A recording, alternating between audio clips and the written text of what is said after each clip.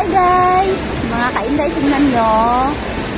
Binuksan yung fountain dito sa Avenues Mall. Hi mga kainday!